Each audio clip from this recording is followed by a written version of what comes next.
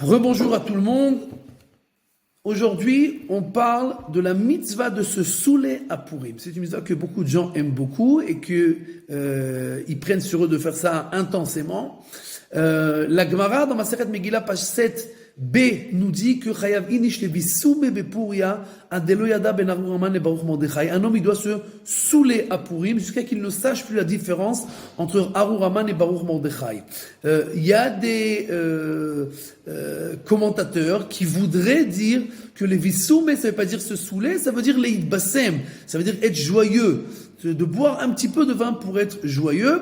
Rashi, lui, il n'a pas compris comme ça. Rashi, sur place, dit les ishtaker. Il dit qu'il faut se saouler dans le vin. Le Rambam n'a pas compris comme ça. Le Rambam a écrit qu'il faut boire tellement de vin qu'à la fin, on s'endort parce qu'on est saoul.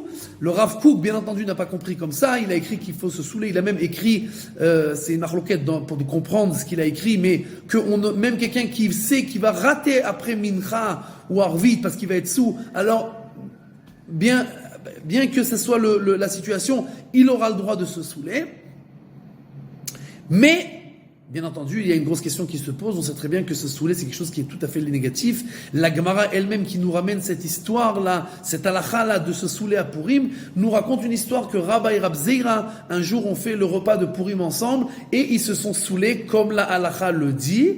Et bien entendu, donc, si c'était pas le cas, ils ne s'étaient pas saoulés, ils auraient juste bu un petit verre de vin, alors l'histoire que je vais vous raconter ne se serait pas passée. Donc le pshat, le sens simple de la Gemara, c'est qu'ils se sont véritablement saoulés. Et vu qu'ils étaient saouls, il y a écrit que Rabba s'est levé et a tout simplement égorgé Rabbi Zeira. D'accord? Il lui a fait la shrita. D'accord? Et le lendemain, on parle bien entendu de Amoraïm. L'Amoraïm, tout celui que son nom est écrit dans la Gemara, il savait faire Triatametim, il savait ressusciter les morts. Donc le lendemain, il s'est rendu compte que il y a une petite gaffe. Oups, c'était une erreur. D'accord. Donc il lui a fait la Triatametim. Il a ressuscité Rab Zeira. Et la Gemara nous raconte que l'année d'après, il lui a dit à Rab Zeira, viens, on refait la fête en même temps, ensemble pour Purim. Et il lui a dit, écoute, c'est pas tous les jours Purim, tu me laisses tranquille, c'est pas tous les jours qu'il y a des miracles et que tu vas réussir à me ressusciter. Donc, chacun fait chez soi. D'accord? Mais donc, on voit que, de nouveau, la halakha, ils se sont véritablement saoulés. Et bien entendu, cette histoire à première vue, elle va à l'encontre de la halakha. Vu qu'on te dit qu'il faut te saouler, et voilà, tu sais c'est quoi l'exemple? C'est quoi la preuve? Ben voilà, regarde ce qui s'est passé chez Rabba et Rab Zeira. Alors bien entendu, les commentateurs ont écrit longuement sur cette histoire, mais ce qui ressort en fait, c'est que Rabba en araméen, ça veut dire grand. Zeira, Rab Zeira, ça veut dire petit. Rabba était grand et Rab Zeira était petit. Bien entendu, on ne parle pas de la taille physique, mais on parle de Rabba qui était géant, non seulement dans le pshat, dans les sens simples de la Torah, mais aussi dans la mystique de la Torah. Rab Zeira, lui, était un géant dans le pshat de la Torah, dans les sens simples, mais dans la mystique, il était petit.